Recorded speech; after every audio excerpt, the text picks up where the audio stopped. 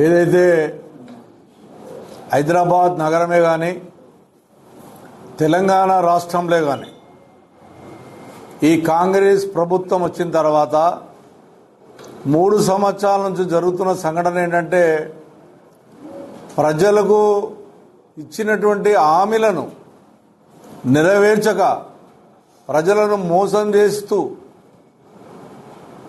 ప్రజల పక్షాన నిలబడి తెలంగాణ రాష్ట్రాన్ని సాధించినటువంటి గొప్ప నాయకుని మీద కేసీఆర్ మీద అబండాలు వేసుకుంటూ ఈ 3 సంవత్సరాలు గడుపుతా ఉన్నారు. డిసెంబర్ 3 వస్తే 3 సంవత్సరాలు ముగించుకొని 4వ సంవత్సరంలో వీళ్ళు అడుగు పెడతారు.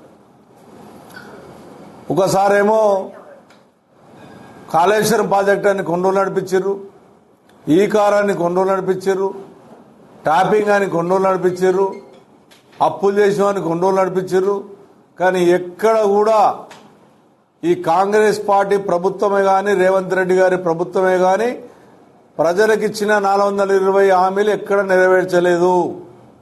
అంతేకాకుండా మా హైదరాబాద్ నగరంలో అదేవిధంగా తెలంగాణ రాష్ట్రంలో కానివ్వండి, నేను మొన్న ముఖ్యమంత్రి గారు హౌసింగ్ బోర్డు వరకు ఇంద్రమ్మ ఇండ్లకు ఫౌండేషన్కి వచ్చినప్పుడు మాకున్నటువంటి వసంత నగర్ కానీ, సిబి సేడ్ కాలనీ కానీ, ఎన్ఆర్ఐ కాలనీ కానీ, Bhagat Singh colony, ASR colony, Sardar Patel Nagar, Sainagar విషయంలో లేవనెత్తినటువంటి మాట 22A ఏదైతే వీళ్ళు 22Aలో పెట్టారు, వాళ్ళు ఎప్పుడో 50 సంవత్సరాలు ఇలా వసంత నగర్ అనేటటువంటిది ఐడిపిఎల్ ఎంప్లాయీస్ 1985లో కొనుక్కున్నారు.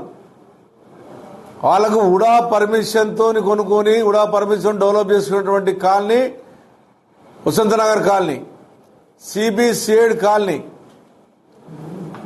అదేవిధంగా పక్క సాయి కాలనీ, సర్దార్ పటేల్ నగర్, సాయినగర్, ఇవన్నీ కూడా రెగ్యులరైజేషన్ చేసి ఎల్ఆర్ఎస్లు కట్టి సిబి సేడ్ కాలనీ అయితే 15 ఎకరాల ల్యాండ్, యుఎల్సి ల్యాండ్, ఎన్ఆర్ఎస్సీ కాలనీ కానీ సిబి యుఎల్సి డబ్బులు కట్టి వాళ్ళు పర్మిషన్లు తీసుకొని కట్టినటువంటి కాలనీలు అవి.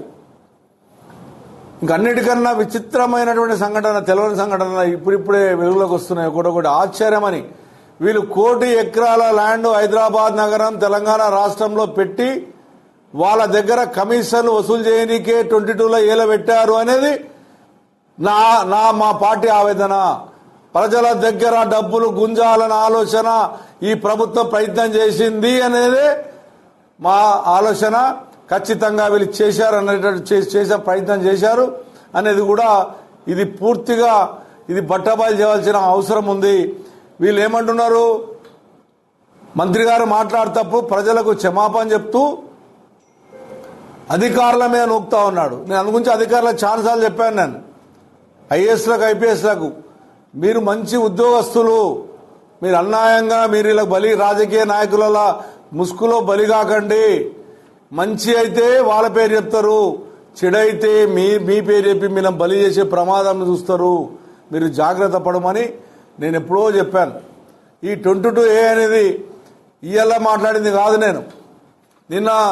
నేను చూశాను ఒక మంత్రి గారు, నల్లగొండ మంత్రి గారు కొమ్మటిరెడ్డి వెంకటరెడ్డి గారు కూడా మాట్లాడారు. నేను 3 నెలల కిందనే సీఎం చెప్పాను, పట్టించుకోలేడని. నాకు అదే ఆశ్చర్యం అనిపిస్తుంది. నువ్వు క్యాబినెట్లో ఉన్నావు, నువ్వు ముఖ్యమంత్రి గారికి చెప్పినట్టున్నావు, మరి ముఖ్యమంత్రి గారికి 3 నెలల ముందే మీరు చెప్పిన తర్వాత